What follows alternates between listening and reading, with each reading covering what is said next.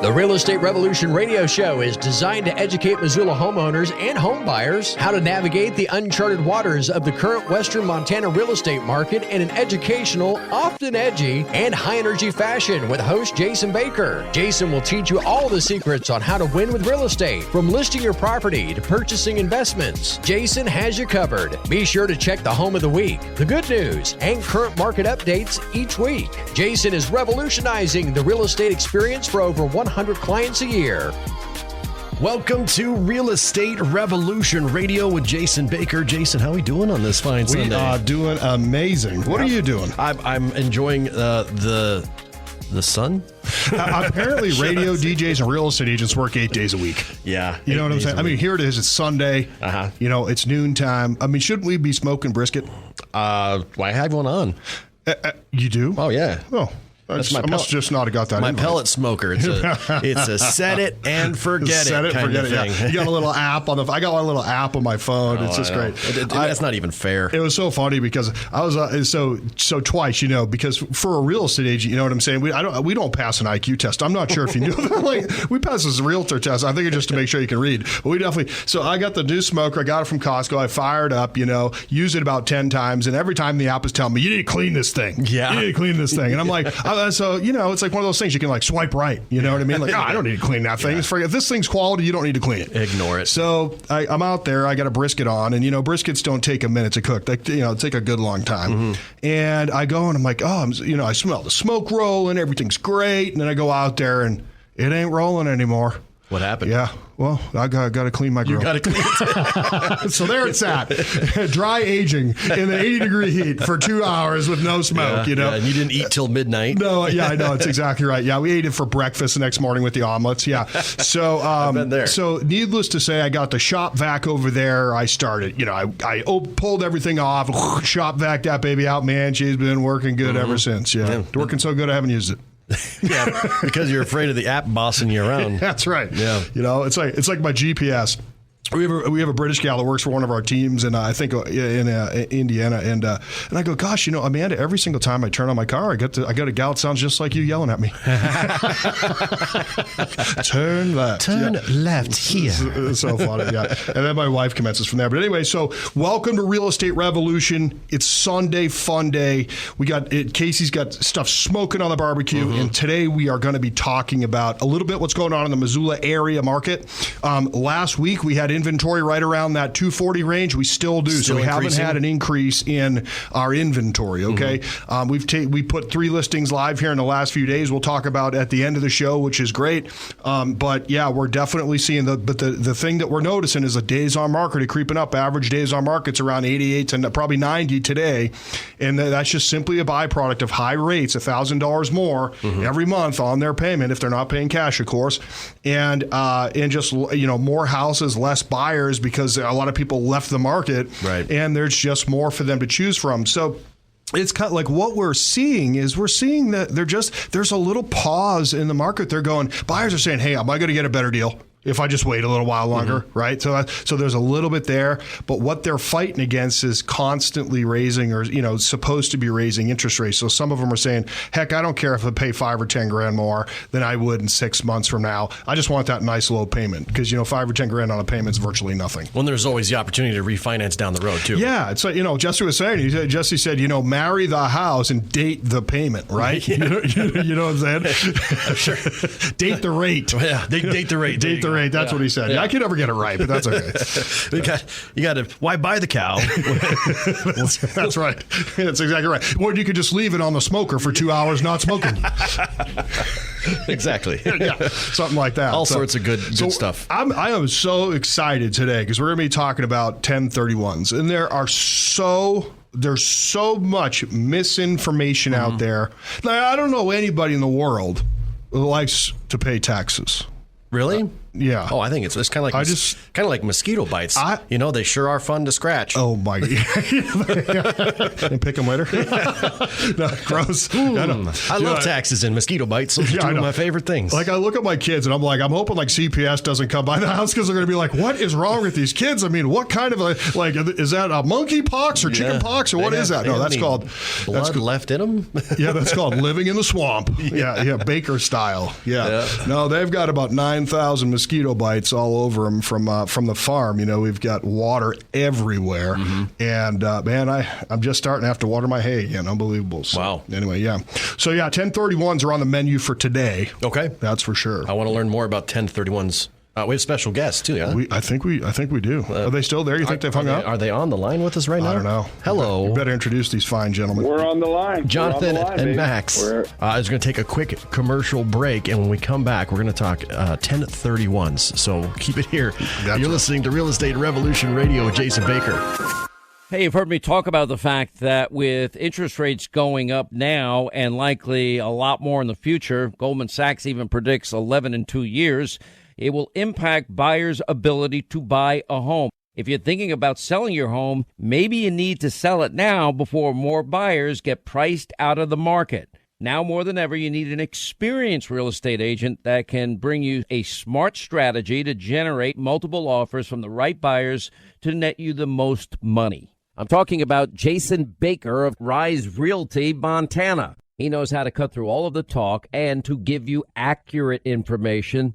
Now, don't just take my word for it. Get online and read all the 5-star reviews. Put the most experience and the best marketing to work for you. Call Jason at 552-4443. That's 552-4443. Online, JasonBakerTeam.com. That's JasonBakerTeam.com.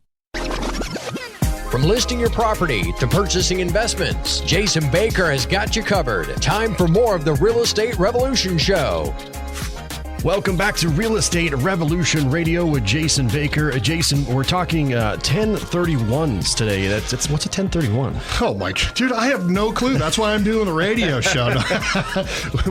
We've got two fine gentlemen who we're going to have introduce themselves here in just a second. So, gentlemen, tell us a little bit about the name of your company, your names, how long you've been doing it, just a little background on the company and yourselves. So, fire away. Okay. Well, my name is Max Hansen, and I'm here with Jonathan Barge, who we're both attorneys. Jonathan works out of our office in Bozeman. I work out of an office here in Dillon, Montana, beautiful downtown Dillon, where the pavement ends and the west begins. I'm telling you what, I was in Dillon this whole weekend. Trying to buy a house, baby. Oh, yeah, absolutely. Yeah. I was fishing on. They're hard to find here, too. My son caught a 30-inch brown in Lisa's pond. Oh, wow. All right. Nice. Cool. I'll show you the picture. Okay, well, I digress.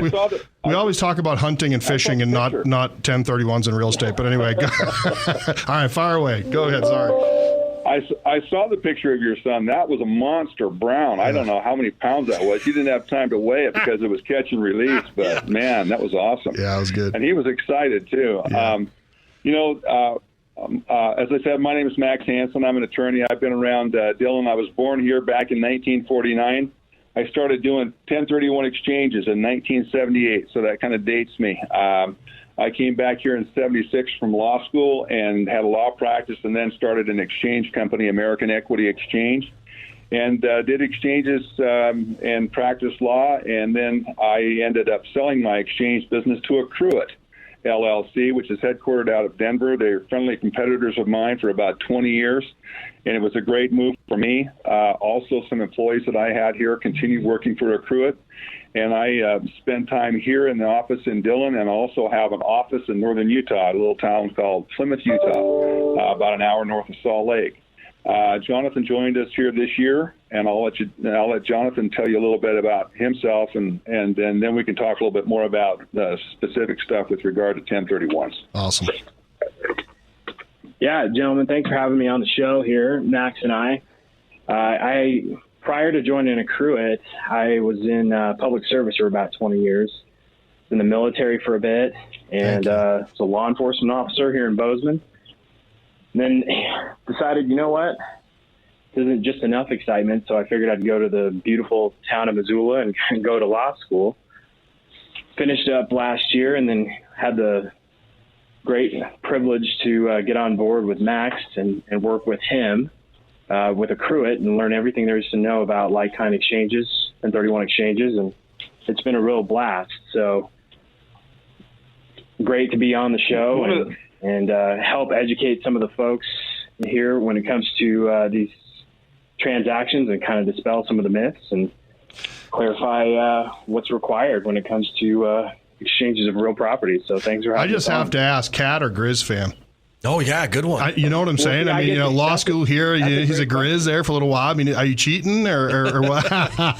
Well, I think I honestly get to claim both because I went to undergrad here at MSU and then I went to law school in Missoula. So, yeah. I mean, whatever team's winning. Yeah, that's right. I know. It's funny because, my wife was a Grizz and also she graduated from MSU. So she's torn as well. It's a house divided. Yeah. So we're talking about 1031 exchange, in a nutshell. And so, especially with me, I need Casey, you've noticed over the last year, I need everything in a nutshell. Right. I need layman's terms. Can you give them the Cliff Notes version? That's right. We were talking about a book. I'm like, man, I'm telling you what, that was the best book for one chapter. That's about all I get through. But gentlemen, what is a tax deferred exchange? And again, thank you so much for being here. I'll tell you what, one of the things that this is Max, and one of the things that I'd like to just start out with Please. Is that everybody thinks that 1031 exchanges are a loophole in the tax code.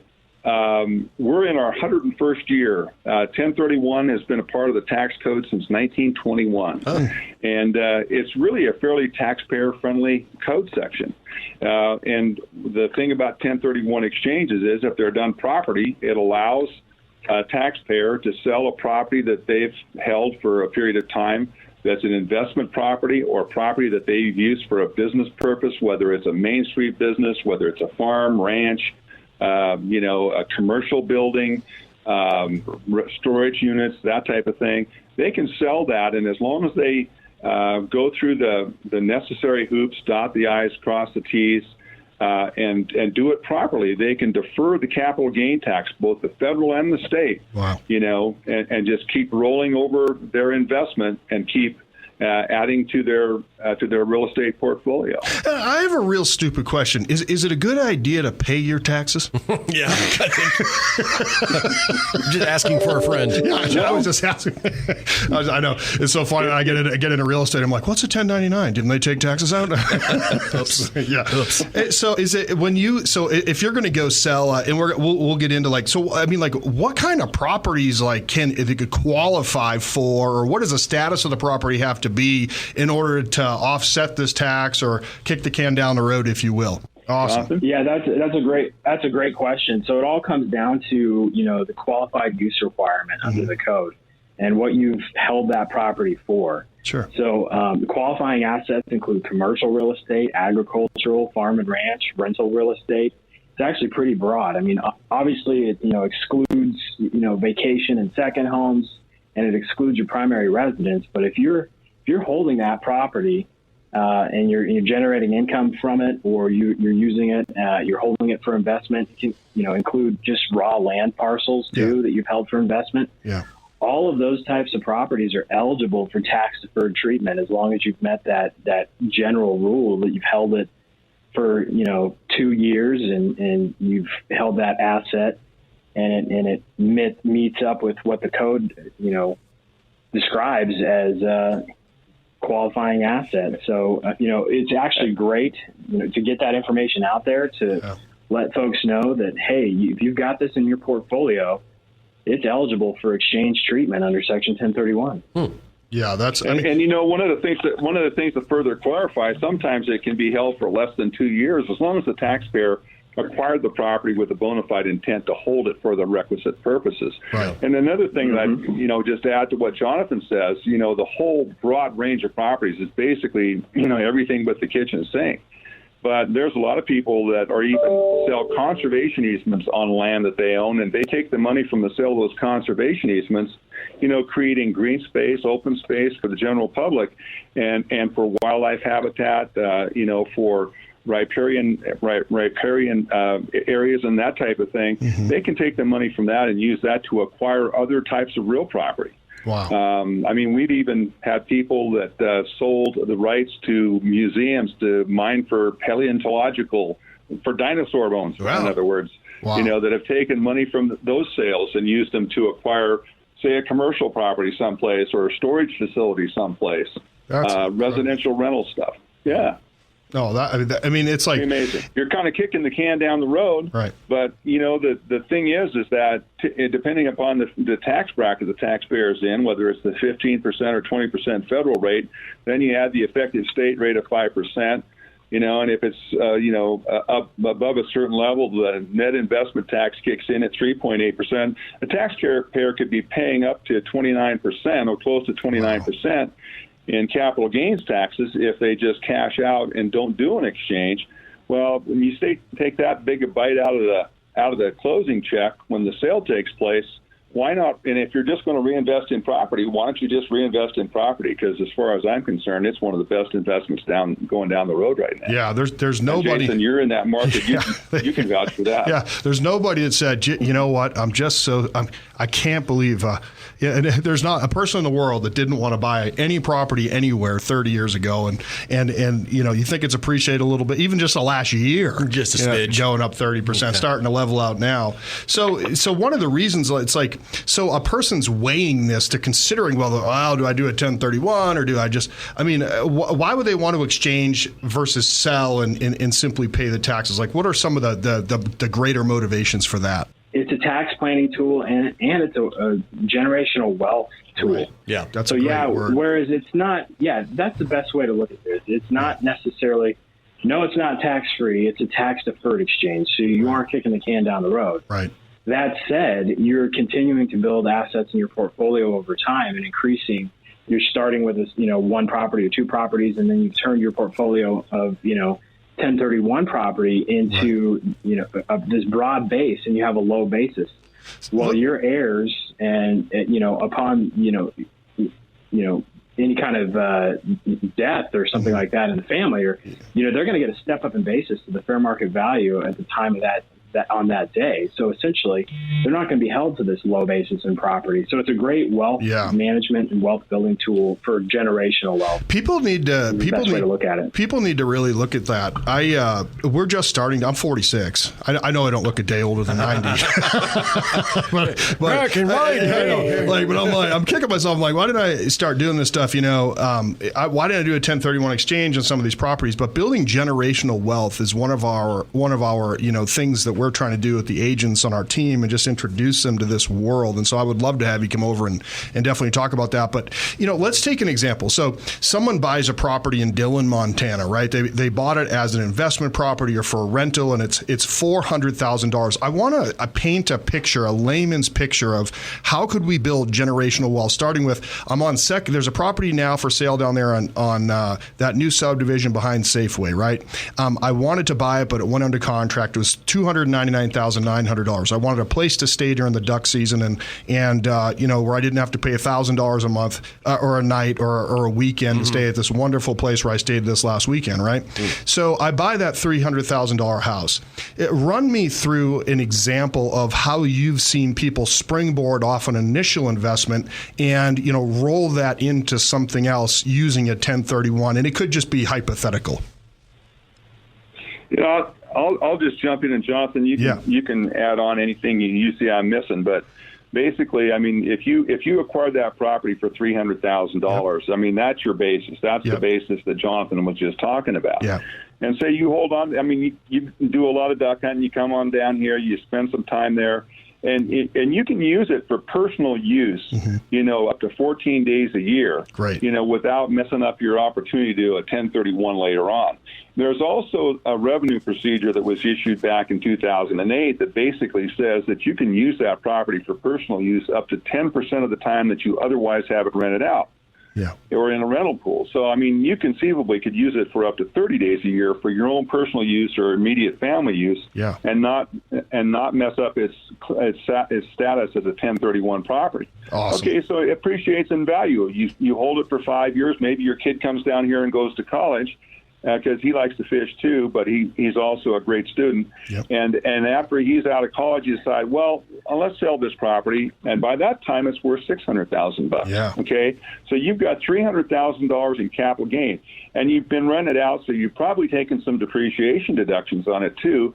So that's decreased the basis. Let's say your basis is now down to $200,000. So you've got a $400,000 gain on that $600,000 sale. Yeah. You take the sale proceeds. You go through the sale. At the time that sale closes, under the exchange agreement we'd have in place with you, that $600,000 comes to us. If you've got some debt payoff that maybe you still owe $200,000 because you financed a portion of the purchase. Yeah. That debt's paid off. We receive $400,000 cash. We take the $400,000 cash, and you have to exchange equal up in value on replacement property. So you'd come in with $200,000 of your own money, or come in with a new loan on the acquisition of the replacement property and buy a replacement property for $600,000. Yeah. Maybe you leverage it even more. Maybe you buy something for $700,000, $800,000. I don't know. Yeah. And maybe you buy something now in Arizona because you want to end up eventually spending time down there, but you're going to rent it out. I love this picture you're painting me, brother. This is sounding better and better all the time. There was about 4 months ago I wanted to be in Arizona, baby. That's for sure. Yeah. So you take the six. A lot of guys. Oh, go ahead. Sorry. I talk to a lot of guys like you, or a lot of people like you. Yeah. But go ahead with your example. Yeah. So we got the 600,000. So we got to make sure it's 600 or over, right? So we take that 400,000 equity. Maybe we go from the single family residence and we say now we want to buy potentially like an 8-plex or a 12-plex or a 16-plex or something that actually I no longer duck hunt anymore because just for whatever reason, or I'm going to do it somewhere else. And there's this amazing thing. There's an amazing opportunity right across the street from Western to own a 16-plex where we can rent it out to college students. So we would take that, we could, write it out. Run me through how if I went from like the 600,000 single family residence, hired you to do this for me, and then I have a $1.2 million now building generational wealth property that I can go buy. What would that look like? Well, what you did, so we bought the new property with $600,000 of exchange value, but you added another what? You're saying you 600 you more. bought a 16-plex or let's say an 8-plex. I don't think you'd buy a 16-plex. That's probably true. Okay. Yeah, Dillon's become the new garden spot of the universe. That's right. But in any event, whatever you bought that property for, so you've leveraged it. Say we've got a $1.2 million property sitting here in Dillon now, or wherever. And you got to consider your basis is still $200,000 plus the additional amount of cash that you came in over and above the 600. So you've got a basis of roughly $800,000 and $1.2 million.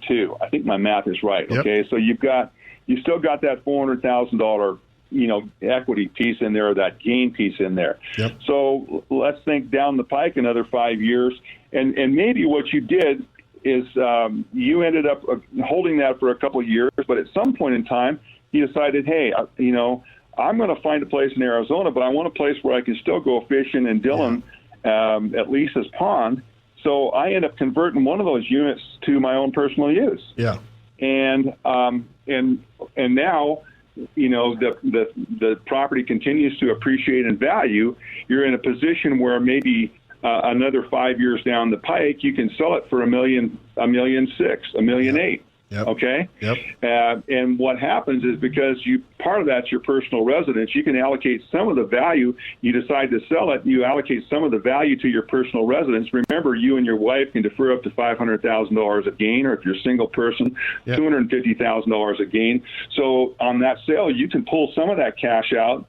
You can use it to buy another property, or you can use it to go bet on the ponies at Santa Anita. Yeah, I'm kind of getting the drift. Where you're coming from, Jason. I love it. No, this is great, because what we have to do is we have to start thinking. I turned that 600 into 1.2, and now rather than just making maybe $200 or $300 a month over what my mortgage payment was or my debt service, now and that other thing, I turned that money, didn't have to pay tax on it, so I can go buy something that's more. I was able to basically now make myself $1,500 or $2,000 a a month in excess in cash flow or return monthly. Never mind depreciation. Never mind cost segregation. Never mind any of that other stuff. And I'm building generational wealth without having to pay taxes now. Maybe at the end I'll go ahead and I'll have, someone eventually is going to have to do that. But if it's my job to or my goal to leave a legacy for my children, well, this is one of the ways to do that, is to keep hopscotching up and think big. We're going to that's amazing information. What we're going to do is we're going to take a break, and when we come back, we're going to talk about 2 or 3 properties a week that I have, and then we're going to ask our guests to stay on and potentially or call back in here in the middle of next week, because I want to finish up this amazing conversation that we're having, because I think it's just so valuable. And also, thank you for your service. I don't know what branch of military you're in, and also thank you for the service when you were with law enforcement. I can't tell you how much I appreciate that, and we'll be right back after this. This is Real Estate Revolution. Hey, you've heard me talk about the volatility of the stock market right now. Hey, your friend Sean Hannity here to remind you that for years I've always recommended, I like bricks and mortar real estate, and right now there is a golden opportunity if you have the right local agent guiding you. Do it before interest rates go up. There's only one real estate agent that I'd call to navigate this market. I'm talking about Jason Baker of Rise Realty, Montana. He knows how to cut through all of the talk and to give you accurate information. Now, don't just take my word for it. Get online and read all the 5-star reviews. Put the most experience and the best marketing to work for you. Look, the only thing more expensive than hiring an expert is hiring an amateur. Don't trust your home to just anyone. I've done the homework. Talk to the agent that I trust for the best advice. Call Jason at 552-4443. Online, JasonBakerTeam.com. That's JasonBakerTeam.com. From listing your property to purchasing investments, Jason Baker has got you covered. Time for more of the Real Estate Revolution Show. Welcome back to Real Estate Revolution Radio. And Jason, as always, we have some featured properties we want to discuss. We do. And that was so good, all that information on that 1031. Man, I'm telling you what, man, it was good. So, okay, new listing, 17468 Monarch Lane, Frenchtown School Systems. Frenchtown. This is a 3-bedroom. It's got 3 bathrooms. Built in 2004. The thing is in immaculate condition, amazing yard, listed at $625,000. Yeah. The basement is unfinished, okay, and so you can go down there and, if you're a little handier than me, you can finish that off, for some instant equity right there, or, more living room and whatnot. Another one we just listed is on 162 Middle Burnt Fork in Stevensville. Okay. This is all main level living. It's, this thing is over 2,000 square feet. It's on an acre. All right. They've just repainted the outside. Gorgeous manicured lot. And that's listed at $575,000. Not bad. Yeah, and it was. And that was an expired listing. And now it is back on the market, a new price. And we are we are honored to be, representing them this time. Yeah, Middle Burnt Fork's great. It is, yep. And then we just listed another one at 13601 Crystal Creek Road in Clinton, Montana. This is a 5-bedroom, 3-bath home. What I love about this, it's kind of a tri-level, multi-level, big garage, awesome backyard with, I'm talking about like water features, beautiful area that they just did, super good curb appeal. It's awesome. And it's like the master bedroom's over here, and then you're like, kids, get over on the other side of the house. You know what I mean? A little privacy for the parents, Yeah. So it's really, I love the layout of that house. It's so cool. Main living area, and then up into the bedrooms and then down. So it's really awesome. So I want you to check that out. What was the price on it? So the price on that is $849,900. Still not bad. 5-bedroom, 3 baths. This thing is, it is just, it's a custom home. It's great rock work out front. It's just gorgeous. Those are 3 really awesome offerings that we've just brought to market. We're having some action on them. So, hopefully, if people want to go look at them, just call me. Yeah. 406-552-4443. But all of my listings are always at the very bottom of our webpage, jasonbakerteam.com. That's a beautiful thing about radio. So many thousands of people, between Hannity and Peter and the show that we do here, 26,000 people a day basically are hearing this thing, and thousands of them a month go to our website, and they can see all of our listings right down there at the bottom. They can search for properties. And if they want a home value, they click the home value button, and they can get a robot will make that, but I'll call and give you a real one after that. Yeah. I'll give you a better number. Yeah, I know a real number. I'm like, where did the computer come up with that damn number? So, but it's a good way to engage with me so that I can do a real one for you. Yeah, it's real. What was it again? So it's jasonbakerteam.com, and it's 406-552-4443, or you can just Google us, Jason Baker Team, and all those awesome reviews. Those people I paid to give me a nice review will be on there. And we're looking forward to having our friends from Accruit back on next weekend. And if you missed any of our chat with the guys today, you can always listen to us on demand at newstalkkgvo.com. Until next Sunday, Jason, thank you so much. You're awesome, buddy.